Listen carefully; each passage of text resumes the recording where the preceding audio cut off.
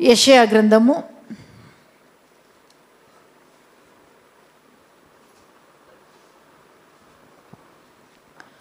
54వ అధ్యాయము 9వ వాక్యాన్ని మనం చదువుకుందాం.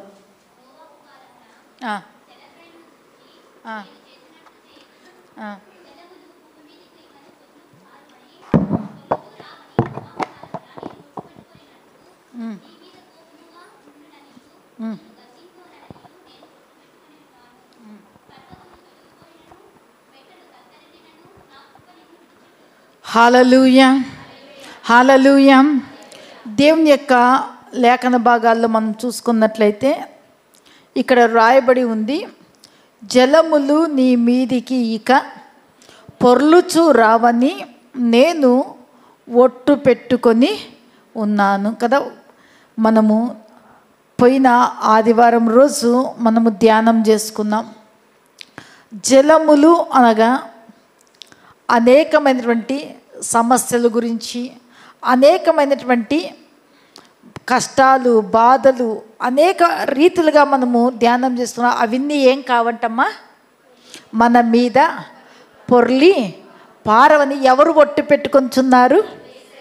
యేసయ్య ఒట్టు పెట్టుకొంచున్నారు కదా. మనం ధ్యానం చేస్తే ఒట్టు పెట్టుకొనకూడదు అని వాక్యం సెలవిస్తుంది. నీ మాట అవునంటే అవును, కాదంటే కాదన్నట్టుగా ఉండాలి అని. అవును, మన మాట అవునంటే అవును, కాదంటే కాదు అన్నట్టుగానే ఉండాలి. అయితే ఈరోజు ఎవరు ఒట్టు పెట్టుకుంటారంటే మాట ఇచ్చి మాట తప్పని వాడు. మాట ఇచ్చి మాటను నెరవేర్చుటకు శక్తిమంతుడైనటువంటి ప్రభువు మాట్లాడుతూ ఉన్నాడు. ఏమని మాట్లాడుతుంటే, జలములు నీ పైకి పొర్లి పారవని నేను ఒట్టు పెట్టుకొనుచున్నాను. అనేకమైనటువంటి విషయాల గురించి మనము ధ్యానం చేసిన జలములు అంటే ప్రియులారా, మనం చూసిన భక్తిహీనులు, సమస్యలు, తర్వాత అనేకమైనటువంటివి మన మీదికి పొర్లి రావు. జలములు మనల్ని ముంచి వేయాలి అనుకున్నా కూడా మనము మునిగిపోము. ఎందుకంటే అక్కడ చూస్తున్నాము 43 యెషయా గ్రంథంలో, భయపడకము, నేను నిన్ను పేరు పెట్టి పిలిచి ఉన్నాను, నీవు నా సొత్తు. నీవు జలములలో పడి వెళ్ళున్నప్పుడు అవి నీ మీద పొర్లి పారవు. హల్లెలూయా, హల్లెలూయా కదా. మళ్ళీ తర్వాత చూసుకుందాం, చిన్న దోణిలో యేసు ప్రభు వెళ్తున్నప్పుడు శిష్యులు వెళ్ళినారు. ఆ దోణి మునిగిపోయే పరిస్థితి వచ్చిన దేవుడు గద్దించినప్పుడు జలములు ఏమైపోయినాయి? గాలి తుఫాను ఏమైపోయింది? మిక్కిలి నిమ్మళమైపోయింది, అణిగిపోయినట్టుగా మనము చూస్తున్నాం. మరొక లేఖన భాగాల్లో మనం చూస్తూ ఉంటున్నాం ప్రియులారా. యేసు ప్రభు తెల్లవారుజామున 4 గంటల సమయంలో ఆయన సముద్రం మీదుగా నడిచి వస్తూ ఉన్నటువంటి సమయంలో శిష్యులు చూచి భూతము భూతము అని కేకలు వేస్తూ ఉన్నారు. అప్పుడు ధైర్యం తెచ్చుకోండి, నేనే అని ప్రభు ఎప్పుడైతే చెప్పినాడో అప్పుడు పేతురు అంటున్నాడు, నీవే అయితే నీళ్ళ మీద నేను కూడా వస్తాను, సెలవివ్వు అని. యేసయ్య రమ్మన్నప్పుడు వచ్చినాడు. యేసు ప్రభు చూస్తూ వచ్చినంత వరకు మునిగిపోలేదు. కానీ ఎప్పుడైతే నీళ్ళ వైపు, సముద్రం వైపు, జలముల యొక్క ఘోషను వింటూ ఉన్నాడో నెమ్మదిగా ఏమైపోతూ ఉన్నాడు?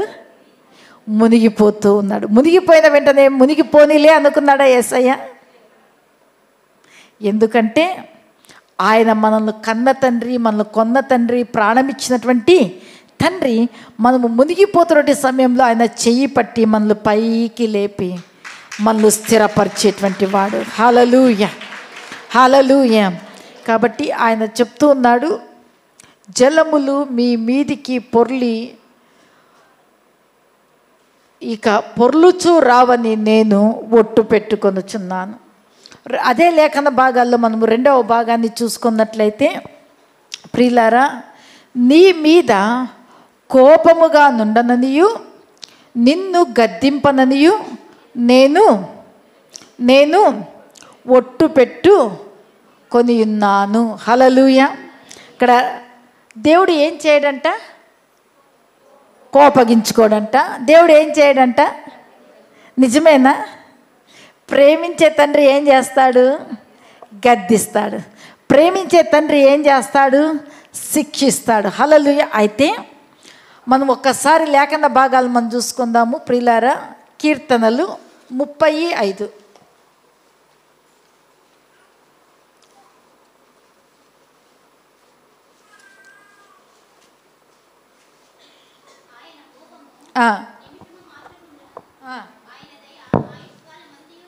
హల్లెలూయా. ఆయన కోపము నిమిషం మాత్రం ఉండును, ఆయన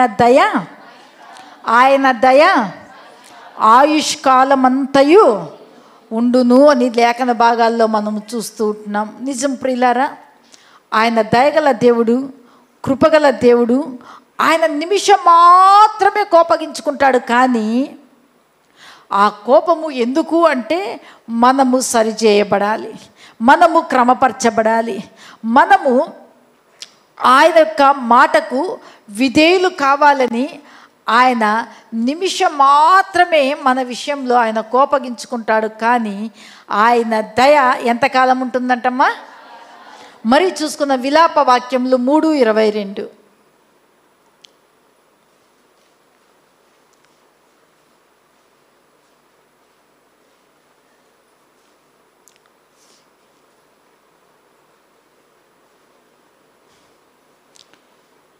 విలాప వాక్యంలో అనగా పేజీ నెంబర్ 683 పాత నిబంధన గ్రంథంలో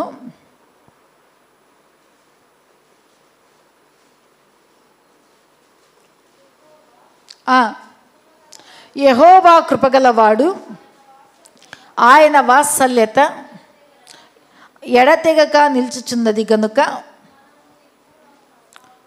కాకున్న వారము. అంటే ప్రియులారా, ఆయన కోపము నిమిషం ఉంటుంది, ఆయన వాత్సల్యత ఎప్పటి వరకు ఉంటుందంటమ్మా? ఎడతెగక నిల్చుచున్నది. 23లో ఏమని ఉంది? అనుదినము నూతనముగా ఆయనకు వాత్సల్యత ప్రేమ మన ఎడల పుట్టుచున్నది. కాబట్టి మనం ఏం కాకుండా ఉన్నాము అంటే నిర్మూలము కాకోకుండా మనము ఉన్నాము. హల్లెలూయా, హల్లెలూయా. అందుకోసమే ఈరోజు పరిశుద్ధాత్మ దేవుడు మనతో మాట్లాడుతూ ఉండేది ఏమంటే, నేను నీ మీద కోపపడను, నిన్ను గద్దించను అని నేను ఒట్టు పెట్టుకుంటూ. అంటే కోపము ఎంతకాలం ఉంటుంది? అందుకోసమే పౌలు భక్తుడు పత్రికల్లో ఏమి రాస్తూ ఉన్నాడంటే, కోపము దేవుని నీతిని నెరవేర్చదు. కోపం అంట ఉదయము పుట్టి సాయంకాలం అస్తమయమయ్యే లోపు కోపము మనలో ఉండకూడదు.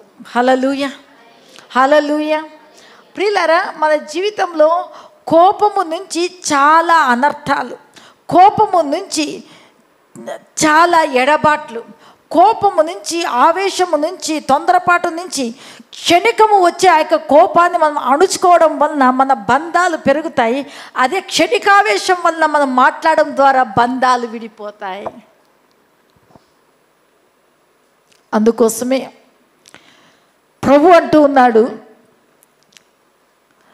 నేను నీ మీద కోపపడను, నిన్ను గద్దించను. ఇజ్రాయేలీల ప్రజలు 40 సంవత్సరములు అరణ్యములో మోషే నడిపిస్తూ ఉన్నాడు. అవునా? వాళ్ళు చెప్పులు అరిగిపోకోకుండా, వాళ్ళ గుడ్డలు మాసిపోకోకుండా ఇజ్రాయేల్ ప్రజలను యేసు ప్రభు నడిపిస్తూ ఉన్నాడు. వారికి నాయకుడుగా మోషే ఉన్నాడు. చూడండి, మోషే ఇజ్రాయేలీల ప్రజలు ఎంతగానో ప్రేమిస్తూ ఉన్నాడు, ప్రార్థన చేస్తూ ఉన్నాడు, అద్భుతాలు జరిగిస్తూ ఉన్నాడు, నడిపిస్తూ ఉన్నాడు. ఒక్కసారి ఆ ఇజ్రాయేలీల ప్రజలను ఒక్క మాట అన్నాడు. ఏ మాట అన్నాడు?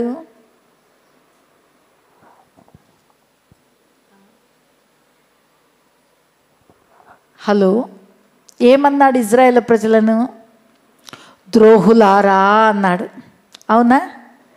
అన్నదానిని బట్టి నీవు కానాను దేశంలో నువ్వు ప్రవేశించవు అన్నాడు. చూస్తావు కానీ ప్రవేశించవు. మళ్ళీ కానాను దేశం వరకు నడిపించేటువంటి నాయకుడు ఎవరు?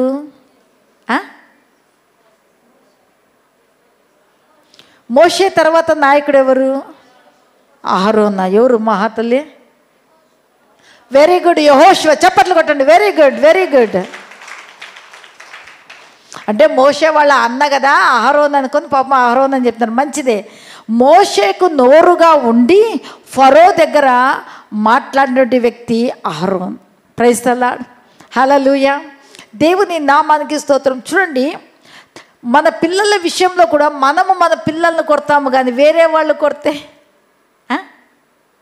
అందుకోసమే ప్రభు అంటూ ఉన్నాడు, కోపము, ఆవేశము, తొందరపాటు అనేది ప్రభు చెప్తున్నాడు కదా, కోపము నిమిషం మాత్రం ఉంటుంది, దయ ఆయుష్కాలం ఉంటుంది.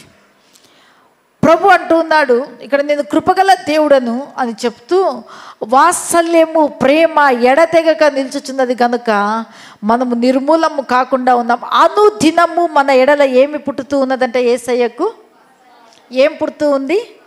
ఏం పుడుతూ ఉంది? వాత్సల్యము, ప్రేమ మన ఎడల ఆయనకు పుట్టుచూ ఉన్నవి. హల్లెలూయా. చప్పట్లు కొడుతూ దేవుని నామాన్ని మహింపడతాం. ఈ ప్రభు మన విషయంలో చెప్తూ ఉన్నటువంటి ఒక భాగాన్ని మనము చూసుకుందాము ప్రియులారా. ద్వితీయోపదేశకాండము 4:21.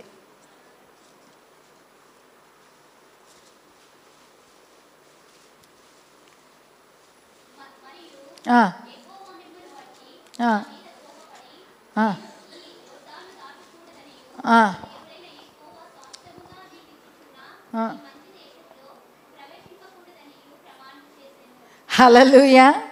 ఏమంటూ ఉన్నాడమ్మా? మరియు యెహోవా మిమ్మును బట్టి నా మీద కోపపడి ఏమంటూ ఉన్నాడు? దాటకూడదనియు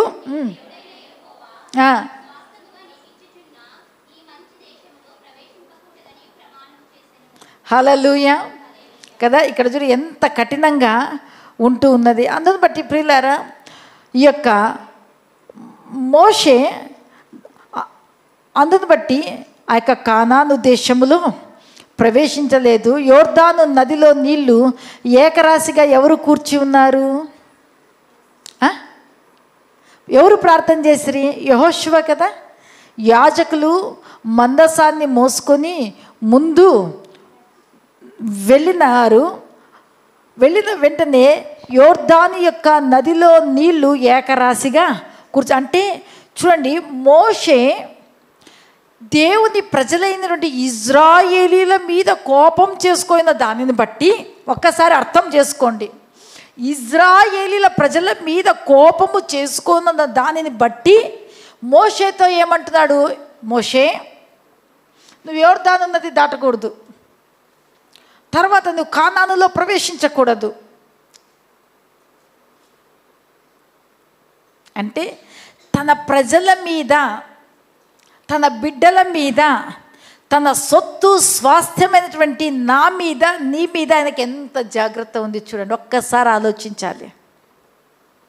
నీ మీద కొంతమంది ఆవేశంగా మాట్లాడుతూ కోపపడుతూ ఉన్నారు కదా, నువ్వు నిశ్శబ్దంగా ఉంటే నా దేవుడు నీ పక్షాన కార్యం చేస్తాడు. Praise the lord.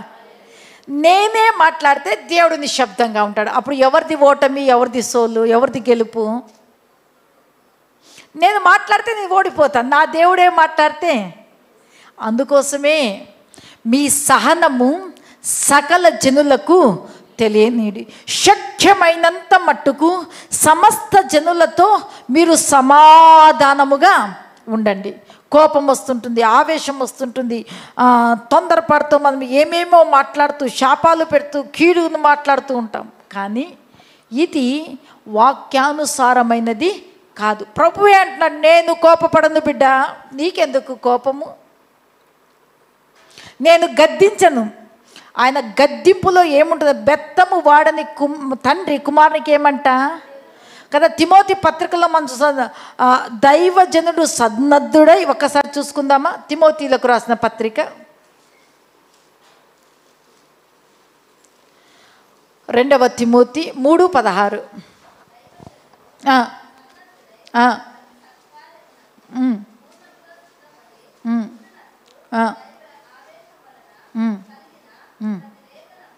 ప్రతి లేఖనము ఉపదేశించుటకును, ఖండించుటకును, తప్పుదిద్దుటకును, నీతి యందు శిక్ష చేయుటకును ప్రయోజనకరమై ఉన్నది. హల్లెలూయా.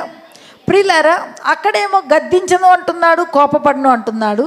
అయితే ఇక్కడ క్రొత్త నిబంధనలో చూసే పాటికి ఏం చేస్తూ ఉన్నాడు అంటే, ఇక్కడ మోషేకు ధర్మశాస్త్రం ఇచ్చినాడు, కానీ ధర్మశాస్త్రాన్ని నీవు నేను మనము నెరవేర్చలేమని ఆ స్థానంలో యేసుక్రీస్తు ప్రభు నిలుచుండి రెండు ఆజ్ఞలు ఇచ్చినాడు. నిన్ను వలె నీ పొరుగు వారిని నీ పూర్ణ మనసుతో, నీ పూర్ణ హృదయముతో, నీ పూర్ణ ఆత్మతో నీ ప్రభును నీవు ఆరాధించు, సేవించు అని దేవుని యొక్క వాక్యంలో మనం చూస్తూ ఉంటున్నాం. ప్రియులారా, ఇక్కడ పౌలు భక్తుడు ఇక్కడ రాస్తూ ఉన్నాడు. ఏమని రాస్తున్నాడంటే, దైవజనుడు సన్నద్ధుడై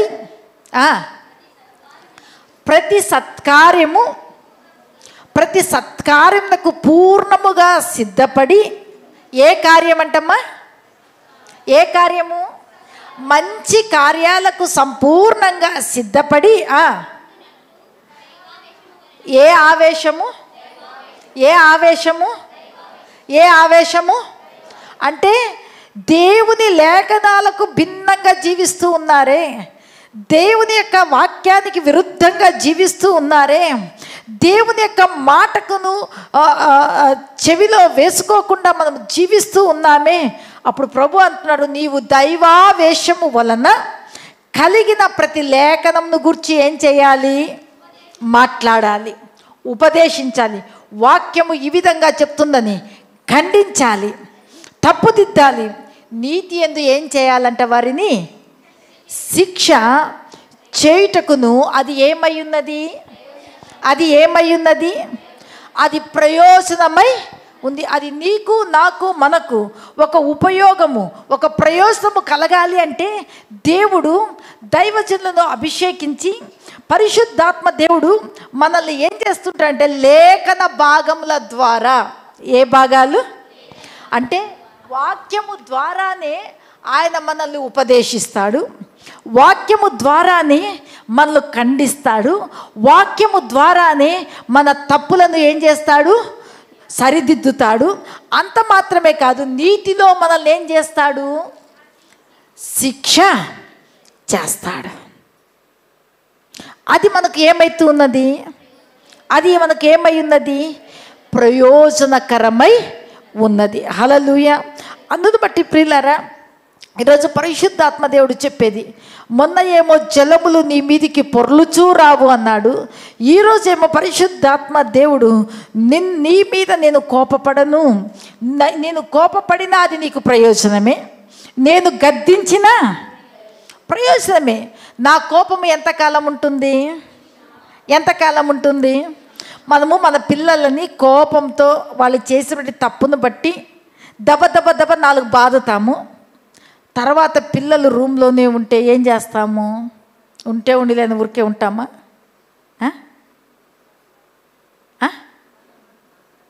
మనమే కొట్టినప్పుడు వాళ్ళు ఏడుస్తారు, మనం దగ్గరకు పోయి వాళ్ళు కరుచుకొని మళ్ళీ మనం ఏడుస్తాము కదా. అంటే ఈ లోకంలో ఉన్నటువంటి నీకు నాకే ఇంత ప్రేమ కదా, పేగు తెంచుకొని పుట్టినారు, ఇది బంధము అంటాం. అయితే ఆయన నీ తల్లి గర్భములో నీవు రూపింపబడక మునిపే, జగతికి పునాదులు లేనప్పుడే, నీవు పిండాకృతి కాక మునిపే దేవుని కన్నులు నిన్ను చూచినాయి కదా. మళ్ళీ ఆయనకి ఎంత ప్రేమ ఉంటుంది. అందుకే ఆయన అంటున్నాడు, బిడ్డ నువ్వు ఎవరో కాదు, నేను నిన్ను నిర్మించినాను, నిన్ను సృజించినాను, నీవు నా సొత్తు, నీవు నా సొత్తు, భయపడకుము, నేను పేరు పెట్టి పిలిచిన్నాను, నేను కోపపడనని, గద్దించనని ఈరోజు నీతో నేను ఒట్టు పెట్టుకుంటున్నాను. ఎందుకు అంటే, ప్రేమైనటువంటి నా బిడ్డ, నీ మీద కోపపడేటువంటి వారి విషయంలో నేను చూసుకుంటాను. నీవే విధంగా ఉండాలి? ఏ విధంగా ఉండాలి? నీవు నిశ్శబ్దంగా, ప్రభువా ఈ పరిస్థితిని అంతటినీ నీ చేతికి అప్పగిస్తున్నాను, ఈ వ్యక్తులందరినీ నీ చేతికి అప్పగించుకుంటున్నాను. అందుకే దావీదు భక్తుడు అట్లాంటి మాటలు చెప్పాలంటే భయం వేస్తుంది. ఎవరైతే నా మీద కోపపడతారో వారందరూ నిర్మూలమైపోతారు అంటాడు. అది ధర్మశాస్త్ర కాలం.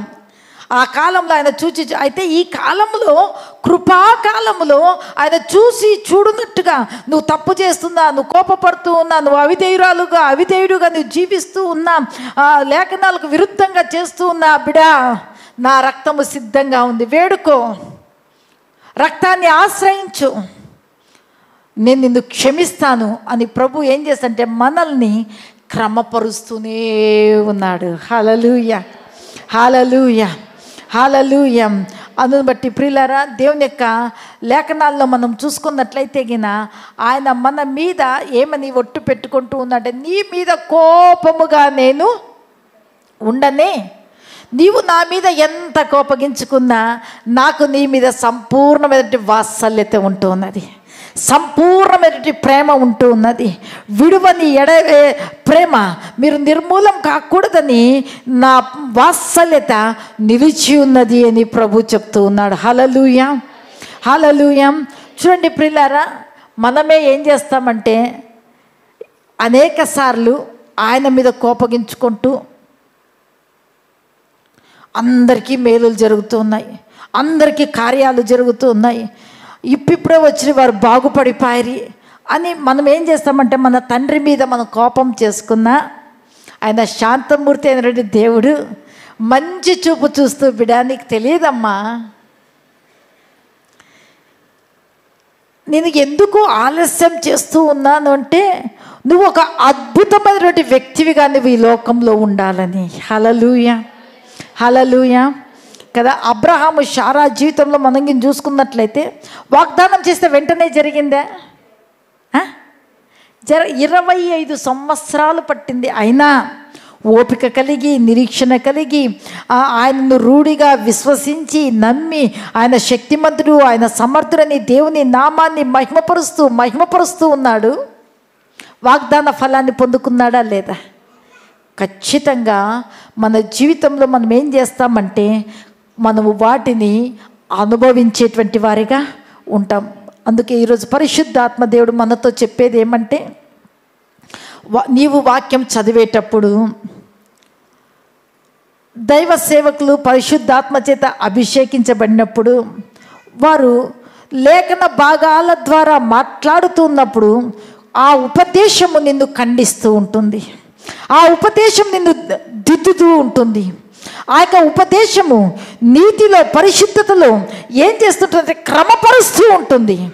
అప్పుడు ఏం చేయాలంటే, నీ దాసురాలైన నేను ఆలకించుచున్నాను, దేవా నన్ను క్రమపరచు, నన్ను దిద్దు నాయన, నీతి యందు నన్ను శిక్ష చేయని మనము దేవునికి అప్పగించుకున్నట్లయితే నిత్య నరకాగ్ని నుంచి, ఆ యొక్క శిక్ష నుంచి మనము తప్పించబడేటువంటి వారిగా మనం ఉంటాం. హల్లెలూయా, హల్లెలూయా.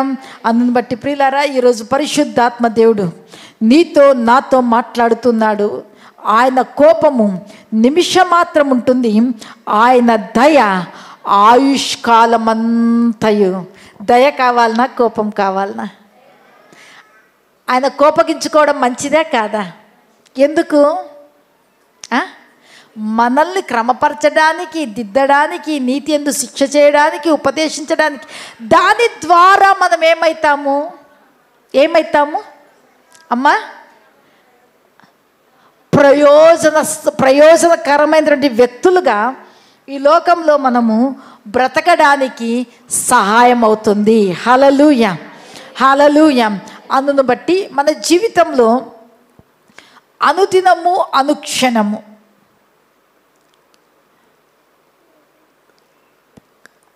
మనకు అనుకూలమైనటువంటి వాక్యాలు కొన్నిసార్లు వస్తాయి. కొన్నిసార్లు వాక్యము ఏ విధంగా ఉంటుంది అంటే మన హృదయంలో పొడవబడినట్టుగా, గుచ్చబడినట్టుగా, నాకే చెప్పినారన్నట్టుగా ఉంటుంది. కానీ మనుషులను మేము ఉద్దేశించి మాట్లాడితే ఆ మాటలు వ్యర్థము. పరిశుద్ధాత్మ దేవుడు ఇన్వాల్వ్ అయి మాట్లాడితే ఆ మాటలు ప్రయోజనకరం. ప్రైజ్ ది లార్డ్, హల్లెలూయా. కాబట్టి ప్రియులారా, దేవుడు మాట్లాడే ప్రతి మాటకు కూడా మనం ఏం చేయాలంటే చెవి యొగ్గాలి. ఆయన మాటకు విధేయతను అగుపరిచినప్పుడు ఆయన ఏం చేసేటువంటి వాడుగా ఉన్నాడు అంటే, ఎవరైతే విధేయులు అవుతారో వారి మీదకి వచ్చే దీవెనలు, ఆశీర్వాదాలు బహు గొప్పవి, బహు ఉన్నతమైనటువంటి ఆశీర్వాదాలై ఉంటూ ఉన్నవి. హల్లెలూయా, హల్లెలూయా. మరొక లేఖన భాగాన్ని మనము చూసుకుందాము ప్రియులారా. హెబ్రీలకు రాసిన పత్రిక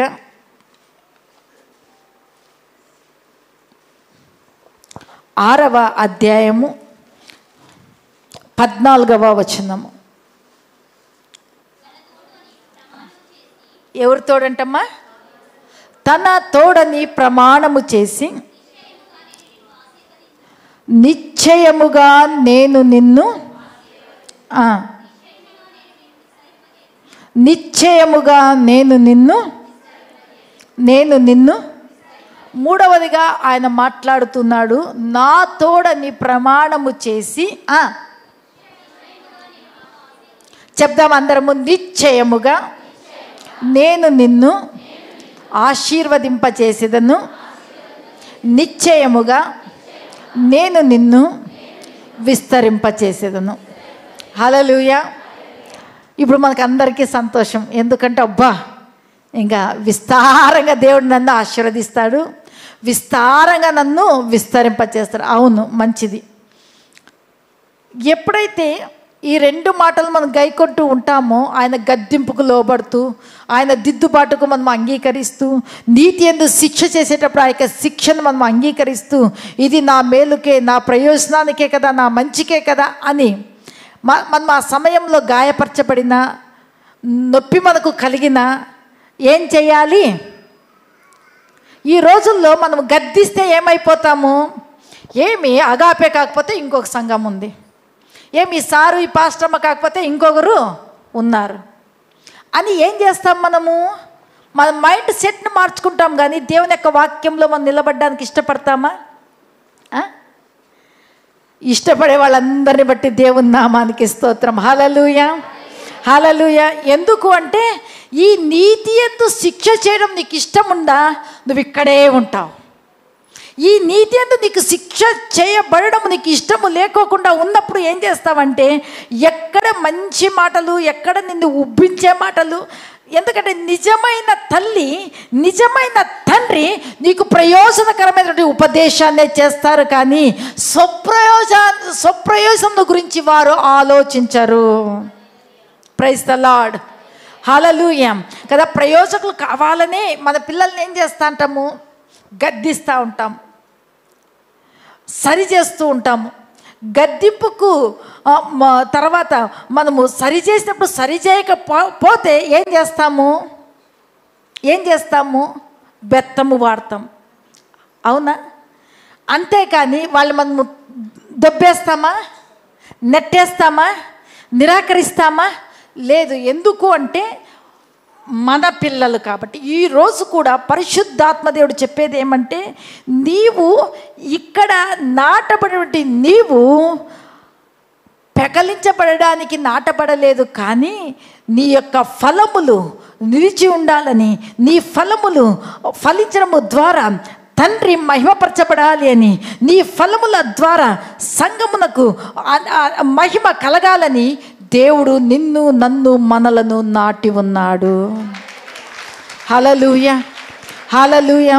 కాబట్టి ప్రియులారా, ఈరోజు పరిశుద్ధాత్మ దేవుడు నీ మీద జలములు పొర్లిపారవు బిడ్డ.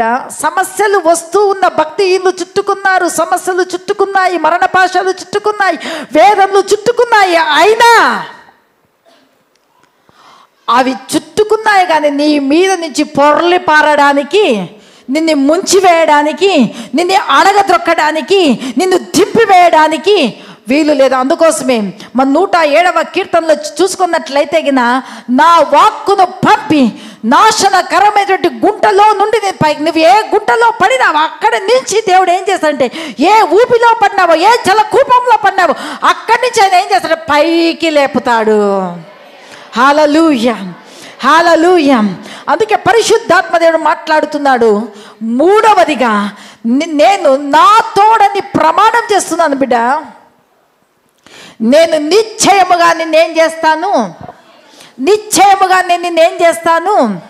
ఆశీర్వదిస్తాను, నిశ్చయముగా నేను నిన్ను విస్తరింపచేస్తాను అని పితరులతో కూడా ఆయన ప్రమాణం చేసినాడు. అవునా? పితరులతో ప్రమాణం చేశాడు, అబ్రహాముతో ప్రమాణం చేశాడు. ఏమని చేశాడు? నీవు నా మాట వినినందుకు నిశ్చయముగా నీవు అనేక జనములకు నువ్వు ఆశీర్వాదంగా ఉంటావు అని. Praise the Lord, praise the Lord. ఆయన దేని యందు ఆనందించేవాడు, దేని యందు సంతోషించేటువంటి వాడంటే ఎవరైతే ఆయన మాట విని వణుకుచూ ఆయన త్రోవల్లో నడుస్తూ ఉంటారో వారి ఎడల ఆయన అమితముగా ఆనందించేవాడు, అమితంగా సంతోషించేవాడు. ఆ ప్రజల గురించి చూడండి. అబ్రహాము తన జీవితంలో ఇస్సాకును బలిగా అర్పించు అని చెప్పినప్పుడు, అప్పో నువ్వు మంచి దేవుడప్ప, ఇచ్చినట్లు ఇచ్చి నువ్వు తీసుకునేకా, ఇచ్చినట్లు నుంచి నువ్వే తీసుకుంటే అదొక రకంగా నా చేతులతో నేను అక్కడ తీసుకొని రావాలి, కట్టెలు తీసుకొని రావాలి, నిప్పు తీసుకొని రావాలి, మళ్ళీ తర్వాత బలిపీఠం కట్టాలి నా చేతులతో, తర్వాత కట్టెలంతా పేర్చాలి, తర్వాత నా కొడుకుని కాళ్ళు చేతులు కట్టేసి దాని మీద పెట్టాలి, నా చేతితోనే నేను కత్తెత్తాలి కదా, గుడ్ బై అన్నాడా? అన్నాడా? అన్నాడా? అనలేదు. తీసుకొని వెళ్ళినాడు పర్వతం మీదికి. తన దాసులతో చెప్పినాడు, మీరు ఇక్కడే ఉండండి, మేము దేవునికి బలి అర్పించి వస్తామని. వెళ్ళి ఆ పనంతా చేసి కుమారుని అడుగుతున్నాడు, నాన్న అన్నీ రెడీ చేస్తున్నావు కదా నాన్న, మరి దహన బలికి గొర్రెపిల్ల ఏది అన్నప్పుడు తండ్రి మనసు ఏ విధంగా ఉంటుంది? మనల్ని మన పిల్లలు ఒక మాట అంటేనే వేరే వాళ్ళు ఒక హీనంగా, ఒక తక్కువ చేసి, ఒకలాగా చీప్గా మాట్లాడితే మనకి ఎట్లా ఉంటుంది? నన్నన్నా పర్వాలేదు, అన్ని మాటలనే దానికి బదులుగా ఒక వేటు కొట్టినా తట్టుకోవచ్చు, ఎందుకప్ప అట్లా మాట్లాడతారు అని దుఃఖపడతాం. కానీ కొడుకు నాన్న మరి దానబలికి గొర్రెపిల్ల ఏది అన్నప్పుడు తండ్రి మనసు ఎట్లుంటుంది? నీవే అని చెప్పడానికి కాక వెనకాల నుండి వచ్చి చేతులు కాళ్ళు కట్టేసి ఆ బలిపీఠం మీద పెట్టి వధించడానికి చెయ్యి పైకెత్తినప్పుడు, నా యేసయ్యా, అబ్రహామా అబ్రహామా, ఆ చిన్నవాని మీద కత్తి వేయకు, చెయ్యి వేయకు. Praise the Lord, praise the Lord. అక్కడ ఉంటూ ఉన్నాము. ఇందును గూర్చి నువ్వు దేవునికి భయపడవాడవని నేను తెలుసుకున్నాను. ఇందును గూర్చి నువ్వు ఏ విధంగా ఆశీర్వదించబడతావంటే నీ మూలకంగా, నీ ద్వారా భూలోకములోని సమస్త జనములు దీవించబడతాయి, దీవించబడతాయి, దీవించబడతాయి, ఆశీర్వదించబడతాయి, ఆశీర్వదించబడతాయని నా యేసయ్య సెలవిస్తూ ఉంటున్నాడు. ప్రేమైనటువంటి దేవుని సంగమా, ఈరోజు పరిశుద్ధాత్మ దేవుడు చెప్పేది నిజమే. నేను మిమ్మును మీ పిల్లలను వృద్ధి పొందించేదను అని వాగ్దానం ఇచ్చినాడు. భూమి ఆకాశం సృష్టించిన యెహోవా వలన మీరు ఆశీర్వదించబడిన వారు అని దేవుని యొక్క వాక్యం సెలవిచ్చింది. ఖచ్చితంగా మనం ఆశీర్వదించబడతాము. ఆశీర్వదించబడలేదు అంటే దేవుని యొక్క వాగ్దానము అబద్ధమా? అమ్మా, అబద్ధమా? కాదు. ఆ వాగ్దానము నెరవేర్చబడలేదు అంటే దేవుని మాట నేను వినలేదు అని అర్థం. ఎప్పుడైతే అబ్రహాము దేవుని మాట వినినందున నువ్వు దేవునికి భయపడవాడువు, ఇందు మూలకంగా నువ్వు దేవుని మాట వినువాడు అని నాకు అర్థమైంది. అబ్రహామా, నీ ద్వారా అనేక జనములు భూలోకంలోనంట. ఏ జనాలు? నీ తరము, నీ వంశము అంటూ ఉన్నాడా? కాదు. అందుకోసమే ఆయన కల్వరి శిలువలో కూడా మింటికి మంటికి వ్రేలాడదీయబడుతూ అక్కడ ఏమని రాయబడిందంటే గలతీ పత్రికల్లో, అబ్రహాము పొందిన ఆశీర్వచనము మనకు కలుగునట్లు ఆయన మ్రాను మీద వ్రేలాడదీయబడెను. మ్రాను మీద వ్రేలాడదీయ ప్రతి వాడును శాపగ్రస్తుడు. ప్రైజ్ ది లార్డ్, హల్లెలూయా. చూడండి, అక్కడ కూడా అబ్రహాము హైలైట్ చేయబడుతున్నా అంటే దేవుని మాట విన్నాడు కాబట్టి అబ్రహాము యొక్క ఆశీర్వచనం ఎవరికి కలుగుతుంది? ఆయన అబ్రహాము ఎవరు? విశ్వాసులకు. అబ్రహాము ఎవరు? విశ్వాసులకు తండ్రి, అనేక జనములకు ఆయన తండ్రిగా పిలువబడుతూ ఉన్నాడు. ప్రియులారా, ఆయనతో అక్కడ భూలోకములోని సమస్త జనులు నీ ద్వారా ఆశీర్వదించబడతారని చెప్తున్నాడు. అయితే ఇక్కడ క్రొత్త నిబంధనలో ఏమని చెప్తున్నాడు యేసయ్యా? నా తోడు ఏమంటున్నాడమ్మా? ఏమంటూ పక్కన వాళ్ళతో చెప్పు. యేసయ్యా నిన్ను నిశ్చయముగా ఆశీర్వదిస్తాడు. యేసయ్యా నిశ్చయముగా నిన్ను విస్తరింపచేస్తాడు. నువ్వు చదువులలో విస్తరించాలన్నా, పొలాలలో విస్తరించాలన్నా, కూలీ పనులలో విస్తరించాలన్నా, ఉద్యోగాలలో విస్తరించాలన్నా, తర్వాత నువ్వు ఏ టైలరింగ్లో విస్తరించాలన్నా, లేకపోతే చిన్న చిన్న వ్యాపారాలు చేసుకుంటున్నా అందులో విస్తరించాలన్నా, ఆటోలు తోలుతున్నారా, సుమోలా, ఏమిటి మీరు ఏ పని మీ చేతి పనులలో మీరు విస్తరించాలి అని ప్రభు ఏమంటాడంటే, నా తోడని ప్రమాణం చేస్తున్నాను. నా ప్రియమైనటువంటి సంగమా, నా కుమారుడా, నా కుమార్తె, నేను నిన్ను నిశ్చయముగా ఆశీర్వదిస్తాను. నేను నిన్ను నిశ్చయముగా, మనం ఒక పాట పాడతాం కదా, నిశ్చయముగా వర్ధిల్లేదము, నిశ్చయముగా విస్తరింతును, నిశ్చయముగా వర్ధిల్లేదము, నిశ్చయముగా విస్తరింతుము. యేసు నామములో నీతి దానముతో, క్రీస్తు రక్తముతో, కృపావాక్యముతో నిశ్చయముగా వర్ధిల్లేదము, నిశ్చయముగా విస్తరింతుము, నిశ్చయముగా గెలిచెదము, నిశ్చయముగా ఏలెదము. యేసు నామములో నీతి దానముతో, అందరూ చెప్తాము, క్రీస్తు రక్తముతో, కృపావాక్యముతో, యేసు నామములో నీతి దానముతో,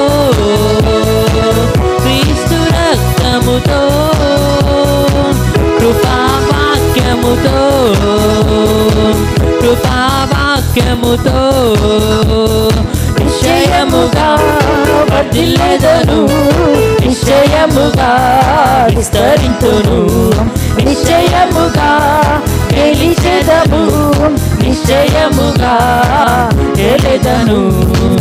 అబద్ధమాడ చాలని అత్యున్నతుడు నా యేసు, నీతి గల తన మాటను రద్దు చేయక నెరవేర్చును. అబద్ధమాడ చాలని అత్యున్నతుడు నా యేసే, నీతి గల తన మాటను రద్దు చేయక నెరవేర్చును. భూమి ఆకాశములు గతించినాను, నా యేసుని మాటలు తప్పిపోవు. ఎండినను వాడినను, నా యేసుని మాటలు నాలో నెరవేరును. ఆకాశములు గతించినాను, నా యేసుని మాటలు తప్పిపోవు. ఎండినను వాడినను, నా యేసుని మాటలు నాలో నెరవేరును. నిశ్చయముగా పాడాలి, పాడాలి ప్రతి ఒక్కరు. నువ్వు వద్దులుగా నోటితో చెప్పు, నోటితో చెప్పండి. నిశ్చయముగా గెలిచెదను, నిశ్చయముగా గెలెదను, నిశ్చయముగా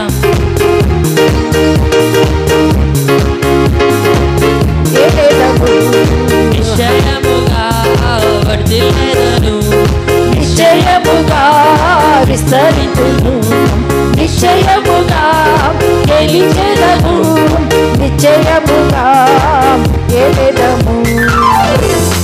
హల్లెలూయా. హల్లెలూయా. నిశ్చయం, మనం వర్ధిల్లడము ఖాయము, నిశ్చయం. ఎందుకు అంటే ఆయన చెప్తున్న నా తోడు అని ప్రమాణం చేసి, నిశ్చయముగా నేను నిన్ను ఆశీర్వదిస్తాను, నిశ్చయముగా నేను నిన్ను వృద్ధి పొందుతాను. ఈ మాటలు బాగున్నాయి. అయిపోయి ఇంకా మా పిల్లలందరూ పాస్ అయిపోతారు, మా పిల్లలకు ఉద్యోగాలు, మా పిల్లలకు వివాహాలు, మా పిల్లలకు గొప్ప గొప్ప కార్యాలు, మాకు స్థలాలు లేవు, స్థలాలు మేము తీసుకుంటాము, ఇల్లు లేవు, ఇల్లు కట్టుకుంటాం. మంచిది, వర్ధిల్లుతావు ఖచ్చితం. అయితే ఈ వర్ధులు ఆయన తన తోడు అని ప్రమాణం చేస్తూ ఉన్నాడు. అదే సమయంలో ప్రియులారా, 3వ యోహాను 2వ వచనం ఏమని సెలవిస్తుంది? వెరీ గుడ్, వెరీ గుడ్, చెప్పండి. ప్రియుడా, ప్రేమైనటువంటి నా కుమారుడా, ప్రేమైనటువంటి నా కుమార్తె, నీవు ఆత్మలో వర్ధిల్లుచున్న ప్రకారము నీవు అన్ని విషయంలో సౌఖ్యముగా ఉంటూ క్షేమముగా ఉంటూ వర్ధిల్లుతావని ప్రభు చెప్తూ ఉన్నాడు. ఈ దేంట్లో నువ్వు మొట్టమొదటి ప్రిఫరెన్స్ దేని మీద ఇవ్వాలి? ఆత్మలో. ఆత్మలో నువ్వు వర్ధిల్లాలంటే ఏం చేయబడాలి? 3 పూట్ల పుష్టాన్నం తింటూ రోజుకు 1 లీటర్ పాలు 10 కోడిగుడ్లు తింటే వర్ధిల్లుతాం కదా. పౌష్టిక ఆహారాలు మాంసకృతులు తీసుకుంటా ఉంటే వర్ధిల్లుతాం, అవునా? మరి ఎట్లా వర్ధిల్లుతాం?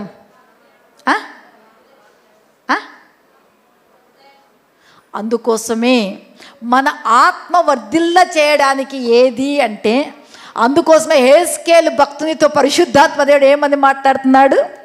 ఈ గ్రంథాన్ని నువ్వు తిను. ఏం చేయాలి? ఈరోజు నుంచి ఒక పేపర్ చించుకొని కాదు, ఈ గ్రంథములో ఉన్నటువంటి వాక్యాలను, లేఖన భాగాలను చక్కగా చదవాలి. బోధించబడుతున్నటువంటి సమయంలో చక్కగా దేవుని వాక్యాన్ని దృష్టించి వినాలి. ఆ వాక్యాన్ని మన హృదయము అనేటువంటి పలకల మీద రాసుకోవాలి. ఆ వాక్యం ప్రకారంగా మనం జీవించాలి. మొన్న మా ఇంటికి ఒక బిడ్డ వచ్చినాడు, సహోదరుడు వచ్చి, అక్క ఇవన్నీ కూడా ప్రేమించు క్షమించు ప్రేమించు క్షమించని మీరు చెప్తూనే ఉంటారు. అయితే మళ్ళీ ఎవరు ప్రేమిస్తారో ఎవరు క్షమిస్తారో తెలియదు, కానీ అక్కడ ఉన్నంతసేపే నాకు అట్లా ఉండేది. బయటకు వచ్చినాక వారి విధానమే నాకు నిజమే అనిపించింది. ఆ సోదరుడు మందిరానికి రాడు, కానీ ఆయన చెప్పేది ఏమంటే, మీరు చెప్పిండే వాక్యములో 2% విన్నా కూడా ప్రపంచమే మారిపోతుంది, సంఘాలే మారిపోతాయి. కానీ వినే వరకు తర్వాత ఏం చేస్తాము? మంది మనకే కదా. ఇక్కడ చెప్తూ ఉంటాము, అయ్యా ప్రేమించండి క్షమించండి, ఇది సమాధానపు పాత్ర. నువ్వు ఎవరితోనైనా మాట్లాడినట్లయితే, ఎవరి దగ్గరైనా నువ్వు అసమాధానంగా ఉన్నట్లయితే, నువ్వు సమాధానం పడే వచ్చి బల్లలో పాలు పొందంటే మనం ఏమనుకుంటాము? వాక్యం అట్లా చెప్తుంది, నేను సమాధానం పడితే నేను చీప్ అయిపోతాను. కాదు కాదు, మనుషుల దృష్టిలో నువ్వు తగ్గించుకున్నా కూడా దేవుని దృష్టిలో బహు విలువైనటువంటి వ్యక్తివి, గొప్ప వ్యక్తివి. హల్లెలూయా. కొడతారా గట్టి కొట్టండి, లేదంటే చప్పట్లే కొట్టొద్దండి. బలహీనమైన చప్పట్లు వద్దు, మన చప్పట్లే కానీ మన కంఠస్వరమే కానీ దేవునికి వినపడాలి. హల్లెలూయా హల్లెలూయా. అందుని బట్టి ప్రియులారా, మనము ప్రభు చెప్పింది నువ్వు ఆత్మలో కదా. నిన్నటి రోజున ఆల్ నైట్ ప్రేయర్ చేసినటువంటి భక్తుల గురించి పాస్టర్ గారు సూపర్గా వాక్యం చెప్పినారు. కానీ ఆల్ నైట్ ప్రేయర్కి వచ్చినటువంటి వారు చాలామంది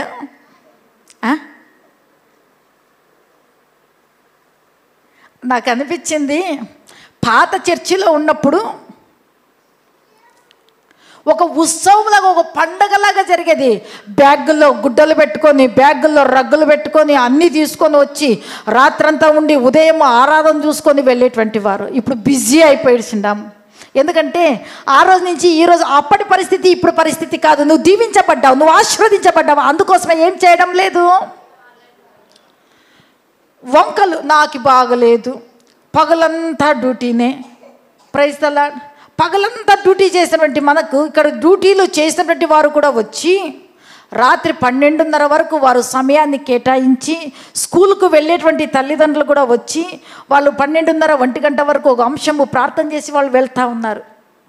ప్రైజ్ ది లార్డ్. అంటే నీ ఆత్మ వర్ధిల్లుతూ ఉందంటే సంఘంలో ఏ కార్యక్రమం జరుగుతుంది, ఏ ప్రార్థనలు జరుగుతుంది. నిన్నటి సాయంకాలం కూడా ఇక్కడ సిద్ధపాటు ప్రార్థన జరుగుతుంది. ఎవరు వచ్చారంటే మా family, Rajanna, Shantamma. Praise the Lord. అంటే దేవుడు ఆశీర్వదించినటువంటి దేవుడు నువ్వు రానంత మాత్రం ఆయన వెనక్కి తీసుకోడు, నిన్ను దీవిస్తూనే ఉంటాడు. ఆ దీవెనకు నువ్వు దేవుడు నన్ను దీవించాడు కదా, నువ్వు ఇంకా ఆయన సన్నిధిలో ఆత్మలో బలపడడానికి నువ్వు వస్తూ ఉంటావా, ఇంకా బలమైన దీవెనలు ఆశీర్వాదాలు నీ మీదకి వస్తూనే ఉంటాయి. హల్లెలూయా, హల్లెలూయా.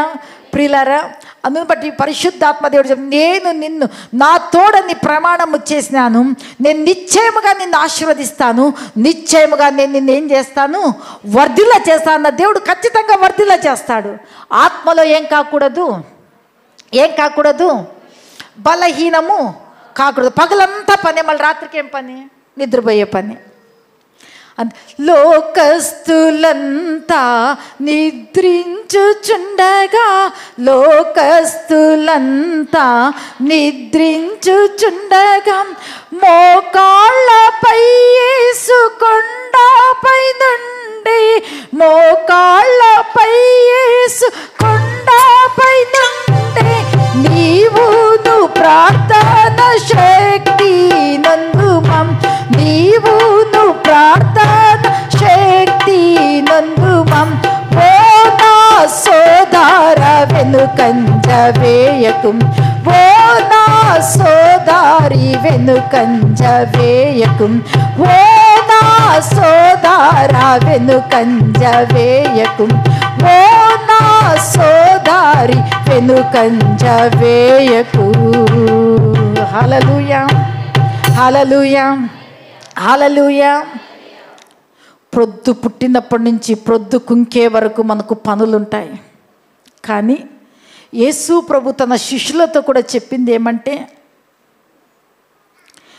నేను అప్పగించబడిపోయేటువంటి గడియలు సమీపించినాయి, మీకు శ్రమలు కలగకుండా, అపాయము కలగకోకుండా, మీరు శోధనలలో ప్రవేశించుకోకుండా మీరు మెలకువగా ఉండి ఏం చేయాలి. ఎవరు? మనము శోధనల్లోనికి వెళ్ళకూడదు అంటే సంఘము చేసే ప్రార్థనలో నీవు నేను మనము ఏమి కావాలి, ఏం కావాలి, పాలి బాగా. ఆ మాటలు ఎవరు చెప్తూ ఉన్నారు, ఎవరు చెప్పినారు? యేసయ్య చెప్తాడు. మీరు శోధనల్లో మీరు వెళ్ళకూడదు అంటే మెలుకోగలిగి మీరు ప్రార్థన చేయండి, మెలుకోగలిగి ప్రార్థన చేయండి, మెలుకోగలిగి మీరు నేను అప్పగించబడిపోతున్నాను, మెలుకోగలిగి ప్రార్థన చేయండి. హల్లెలూయా. ఈ ప్రార్థన మనము చేసే ప్రార్థనలే మన తరములకు ఒక ఆస్తి, ఒక ఆశీర్వాదం. హల్లెలూయా, హల్లెలూయా. అందుని బట్టి పరిశుద్ధాత్మ దేవుడు మాట్లాడేది ఏమంటే, నువ్వు ఆత్మలో తీవ్రత కలిగి ఉజ్జీవము అనేది రావాలి అంటే, ఉజ్జీవం ఎక్కడి నుంచి వస్తుంది? మేము పాటలు పాడే దాని నుంచి వస్తుందే? మేము ఇక్కడ ఉజ్జీవంగా పాటలు పాడుతున్నాం ఇట్లుందా అనుకో వస్తుందే? ఉజ్జీవము అనేది నీకు నీలోనే వస్తేనే ఉజ్జీవం. రైట్. హల్లెలూయా. ఉజ్జీవం నాలో నేనే తెచ్చుకోవాలి. ప్రభా నన్ను ఉత్తేజపరచు, నన్ను ఉజ్జీవింపచేయి, నన్ను చైతన్యం చేయి, నన్ను ఆత్మలో మండింపచేయి. నేను యోహాన్లాగా మండుచు ప్రకాశించుచు ఉండాలి నాయన. నేను వెలుగుగా ఉండాలి, నేను ఉప్పుగా ఉండాలి, నేను ఔషధంగా ఉండాలి, అనేకులకు నేను మాదిరిగా ఉండాలి, నేను ఒక మహిమగా ఉండాలి, నేను ఒక మార్గంగా ఉండాలని మనము ప్రార్థన చేసుకుంటూ మనము ఉజ్జీవింపచేస్తూ మనం ఉన్నప్పుడు ఉజ్జీవము. ఇప్పుడు 100 మందిలో ఉజ్జీవం ఉందనుకో, ఏ విధంగా ఉంటుంది? ఉజ్జీవపు మంటలు రగులుకుంటాయి. హల్లెలూయా, హల్లెలూయా, హల్లెలూయా. ఒకటే కట్టి మండడానికి 100 కట్లు మండడానికి తేడా ఉందా లేదా? చాలా వ్యత్యాసం. అందుకోసమే మనమందరం ఏం చేస్తూ ఉండాలి, ఏం చేస్తూ ఉండాలి? మండుతూ మండుతూ మండుతూ ప్రకాశిస్తూ ఉన్నప్పుడు నిజంగా ప్రభు కోసం నువ్వు ఎంత మండుతూ ఉంటావో నీ పరిస్థితులు అన్నీ కూడా అంతగా దీవించబడుతూ ఉంటాయి. Praise the lord. యెబ్బేజు ప్రార్థన చేసినాడు. ఏమని ప్రార్థన చేసినాడు? వేదనలో ఉన్నాడు, దుఃఖంలో ఉన్నాడు. యేసు ప్రభువుని గురించి తెలుసుకున్న తర్వాత ఆయన ప్రార్థన చేసినాడు. ఏమని ప్రార్థన చేసినాడు?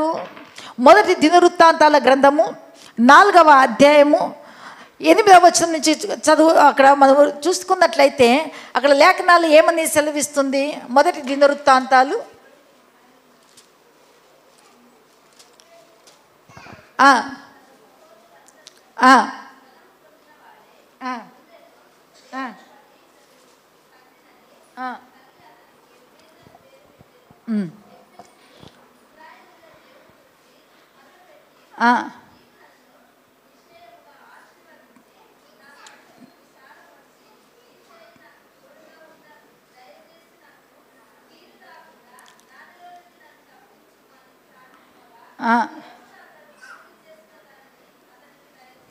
హల్లెలూయా.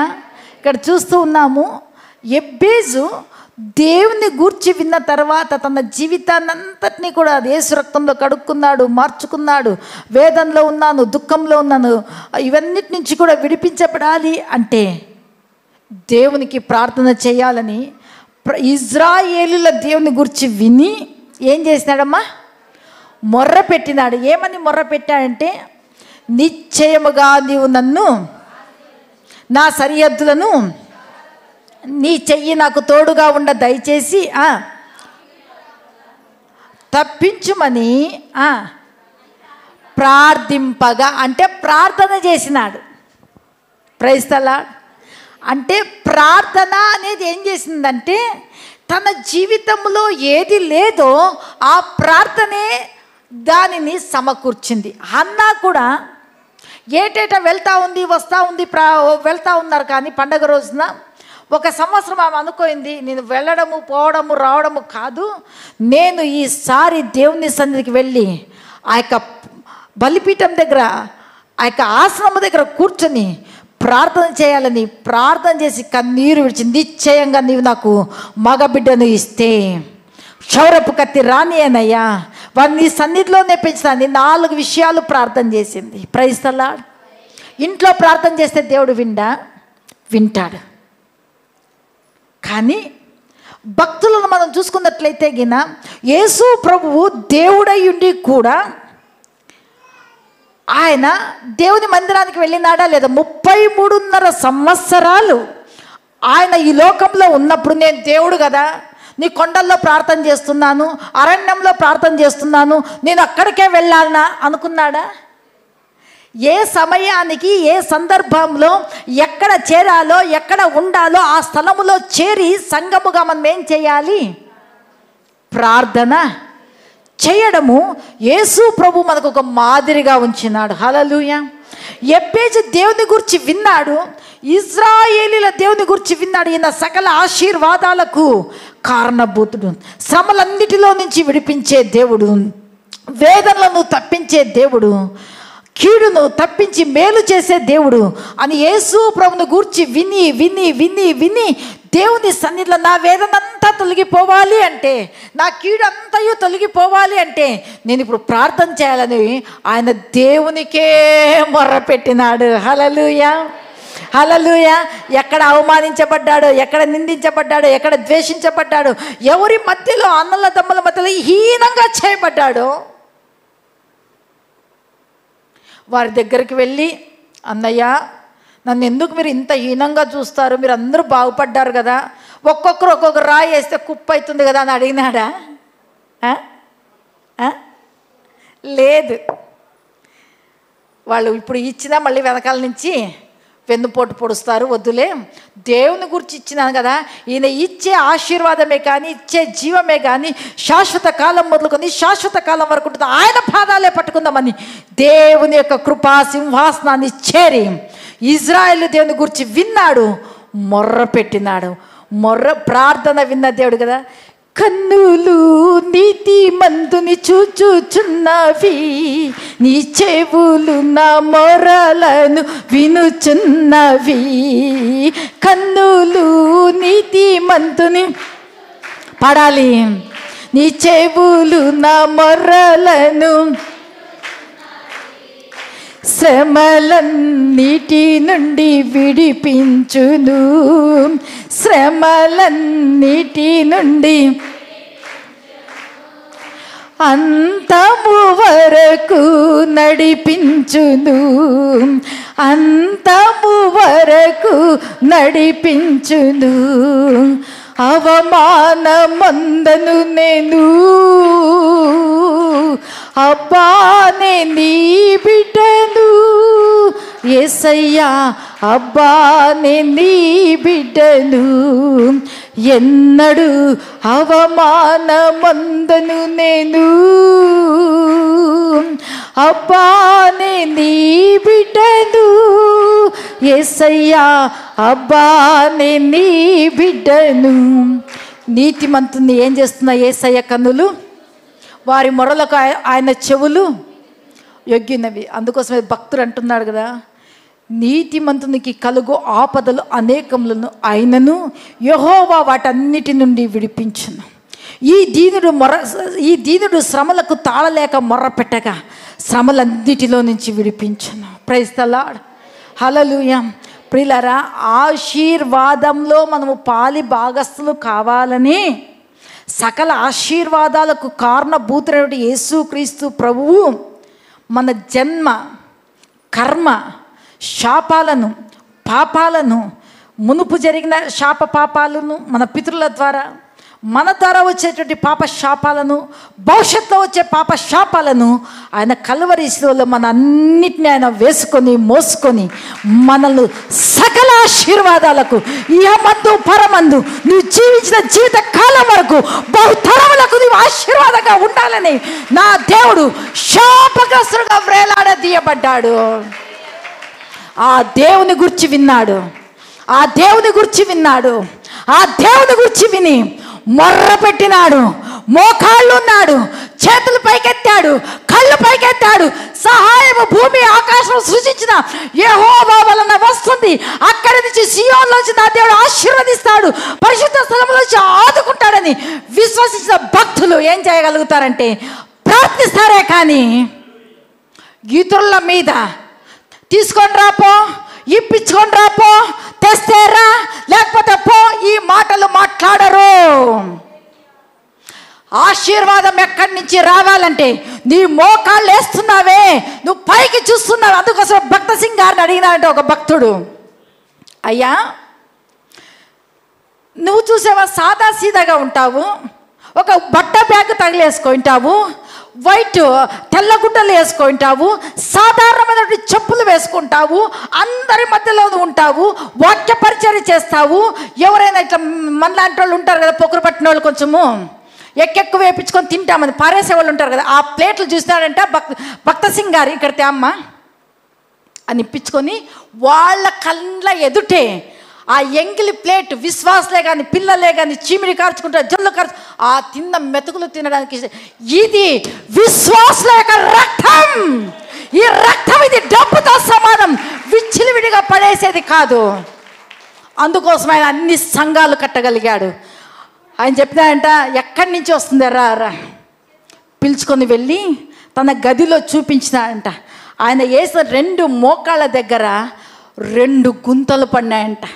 నేను ఇక్కడి నుంచి మొర్ర పెడుతూ ఉంటే ఆకాశంలో నుంచి తూములు, ద్వారాలు విప్పబడి నా మీదికి ఈ పరిచర్యకు కావలసినటువంటి డబ్బు, ధనము, జనము, బలము అంతా కూడా పరలోకం నుండి వస్తూ ఉంది. ఆశీర్వాదము మనుషుల యొద్ద నుండి మనకు అవసరమే లేదు.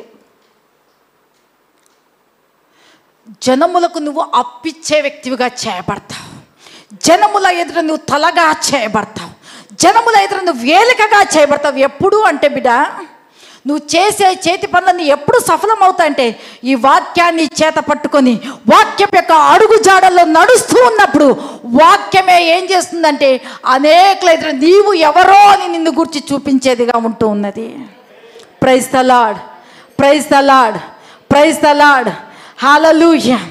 దేవుని నామానికి స్తోత్రం. అందుకోసమే ప్రియులారా, నువ్వు ఏ వేదనే కానీ, ఏ బాధే కానీ, ఏ శ్రమలే కానీ, ఏదే కానీ తీర్చగలిగినటువంటి వాడు యేసయ్య. మనల్ని గూర్చి, మన సంతానం గూర్చి, మన పిల్లల్ని గూర్చి తక్కువగా మాట్లాడుతూ ఉన్నా భవిష్యత్తు ఇచ్చేది ఆ వ్యక్తి కాదు, నా దేవుడు. అందుకోసమే దేవా, భవిష్యత్తులో నిర్మించేవాడా, జీవితాలను కలగజేసేటువంటి వాడా, ఉన్నతమైన ఉజ్వలమైన ప్రజ్వలమైనటువంటి జీవితాలను నా కుమారులకు, నా కుమార్తెలు కలగజేసి నీ సన్నిధానంలో నేను ప్రార్థన చేస్తూ ఉన్నాను. ఈ బిడ్డల గురించి నలుగురు 10 మంది 4 రకాలుగా 10 రకాలుగా అనుకుంటున్నారు కదా, వారందరి నోళ్ళు మూయబడాలంటే ఈ బిడ్డ ఒక దీవెనగా, ఒక ఆశీర్వాదంగా నిలబడాలయ్యా. ప్రార్థించే తల్లివిగా, విజ్ఞాపన చేసే వీర్రాలుగా నువ్వు ఎప్పుడైతే ఉంటావో, భక్తులు అంటున్నారు కదా, ఆహా నా విన్నపములన్నీ నెరవేర్చబడును గాక, ఆహా నేను కోరుకున్నవన్నీ నెరవేర్చబడును గాక. ఖచ్చితంగా నెరవేర్చబడే సమయము ఆసన్నమైంది. ఎప్పుడు అంటే ప్రార్థన, ప్రార్థన, ప్రార్థన, ప్రార్థన, ప్రార్థన కదా. అన్ని పనులకు సమయం ఉంటుంది కానీ ప్రార్థనకి ఏముండదు, ఏముండదు.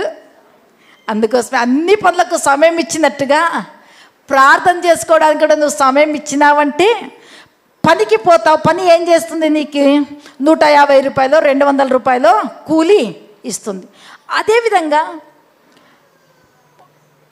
నీ సమయంలో కొద్ది సమయము దేవునికి ఇచ్చి కాసేపు దేవుని స్తుతించి బైబిల్ చదువుకొని ప్రార్థన చెయ్యి. దేవుని యొక్క ఆశీర్వాదాలు ఎక్కడి నుంచి వస్తాయంటే పరలోకం నుంచి మనకు వస్తాయి. హల్లెలూయా, హల్లెలూయా. అందుకోసమే నా దేవుడు అంట, నా తోడని ప్రమాణం చేస్తున్నాను బిడ్డ, నిశ్చయముగా నేను నిన్నేం చేస్తాను, నిశ్చయముగా నేను నిన్నేం చేస్తాను, ఏం చేస్తాను, ఆశీర్వదిస్తాను. నిశ్చయముగా నేను నిన్ను వృద్ధి పొందిస్తాను. అన్నిటిలో వృద్ధి, వయసులో, జ్ఞానములో, దేవుని దయలో, మనుషుల దయలో. అంత మాత్రమే కాదు, చదువుల్లోన, ఉద్యోగాల్లోన, తర్వాత వివాహాల్లోన, సంతాన విషయంలోన, మీరు చేసేటువంటి పనులు అవి ఏ పనే అయిండొచ్చు, మట్టి పనే కావచ్చు, రాతి పనే కావచ్చు, పొలాల పనులే అయిండొచ్చు, తోటలే అయిండొచ్చు, తర్వాత మిషన్ కుట్టే పని అయిండొచ్చు, అంగడి పని అయిండొచ్చు, లేకపోతే క్లినిక్ స్టాఫ్గా ఉండి మనము కడిగేది తోమేది అయిండొచ్చు. అది ఏదే కానీ నీ పని చిన్నది అయినా కూడా గొప్పగా దీవించేవాడెవరు? ఎవరు? అందుకోసమే పౌలు భక్తుడు ఎఫెసీ సంఘానికి ఏం చేశారంటే, ఒకసారి చదవండి 1:3 ఎఫెసీలకు రాసిన పత్రిక. ముగించుకుందాం, సమయం అయిపోతుంది.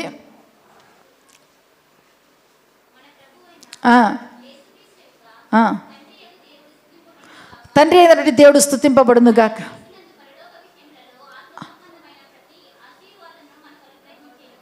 ఏమ్మా? ఆయన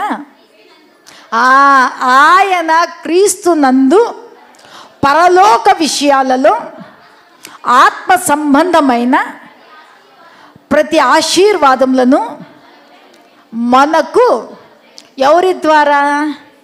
యేసుక్రీస్తు ద్వారా. అందుకోసమే యోహాను పత్రిక 17వ అధ్యాయం అంటుంది కదా, నావన్నీ నీవే. ఆత్మ సంబంధమైన, భౌతిక సంబంధమైన ఈ లోకంలో మనము జీవిస్తూ ఉన్నాం కాబట్టి మన ద్వారా దేవుని నామం మహిమపరచబడాలి. కాబట్టి మనకు కావలసినవన్నీ ఆశీర్వాదాలు. సింహపు పిల్లలైనా లేమి గలవై ఆకలి కొంటాయి కానీ యెహోవాను ఆశ్రయించే వారికి ఏ మేలు, యథార్థంగా ఆరాధించేటువంటి వారికి ఏ మేలు కొదవై ఉండదు, ఉండదు, ఉండదు, ఉండదు, ఉండబోదు. హల్లెలూయా, హల్లెలూయా. అందుని బట్టి ప్రియులారా, ఈరోజు పరిశుద్ధాత్మ దేవుడు చెప్పే, నిశ్చయముగా నేను నిన్ను ఆశీర్వదిస్తాను, నిశ్చయముగా నేను నిన్ను. మీకందరికీ ఇహపరమైన ఆశీర్వాదాలు కావాలని, సేవకులకేమి ఆత్మలు విస్తరించాలి, సంఘాలు విస్తరించాలి, సేవ విస్తరించాలి, మందిరానికి స్థలాలు కావాలి. ఈ ఆశతో కూడా యేసయ్య మాట్లాడుతున్నాడు. అపోస్తల కార్యాలు 9వ అధ్యాయం 31వ వచనము.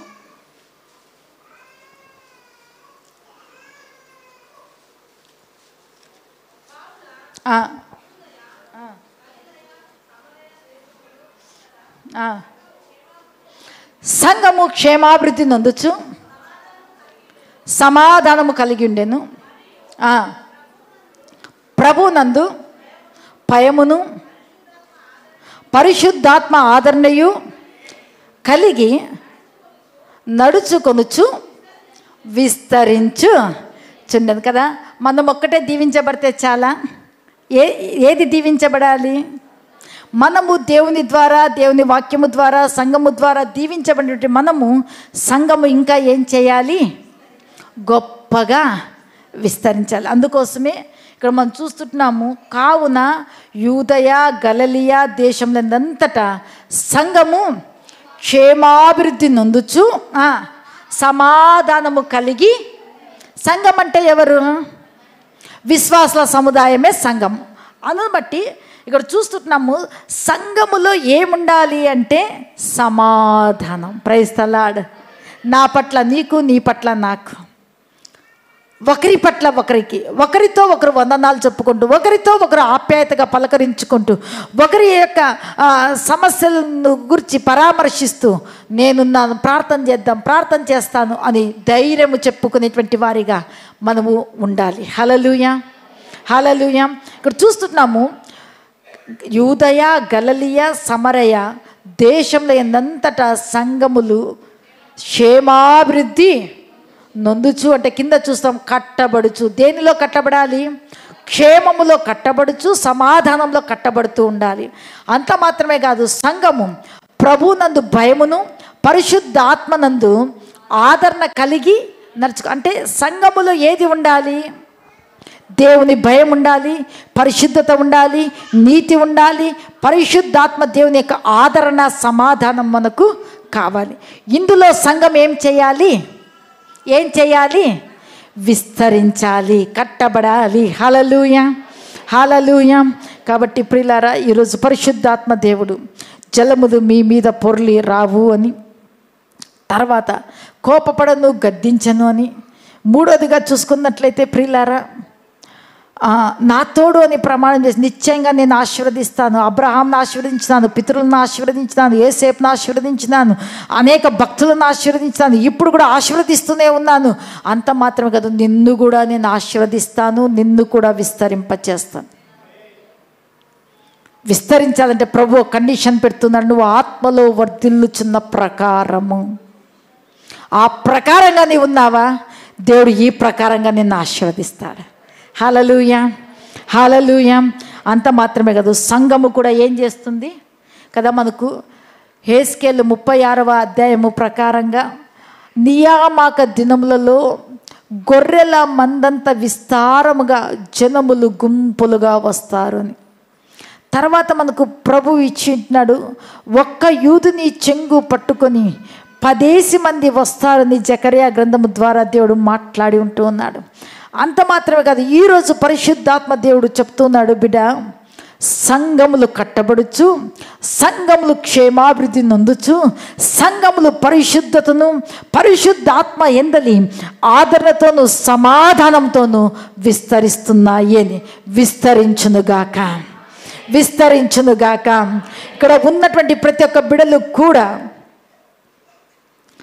ఏ ఏ విషయాలలో ఆశీర్వాదం కొరకు వేడుకుంటూ ఉన్నారో, నా దేవుడు సెలవిచ్చిన ప్రకారంగా నా తోడు అని ప్రమాణం చేస్తూ ఉన్నాడు కదా, ఆ యేసు క్రీస్తు నామంలో, తండ్రి కుమార పవిత్రాత్మ త్రియేక దేవుని నామంలో నిశ్చయముగా ఆశీర్వాదం నొందుదురుగాక.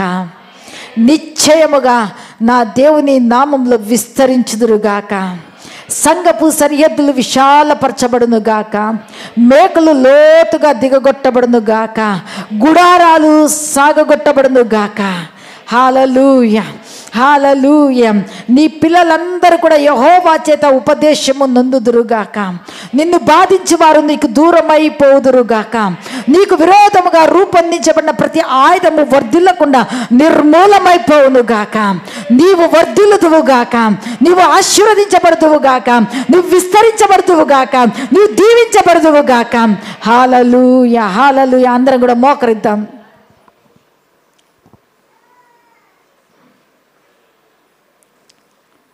ప్రార్థన చేసుకుందాం.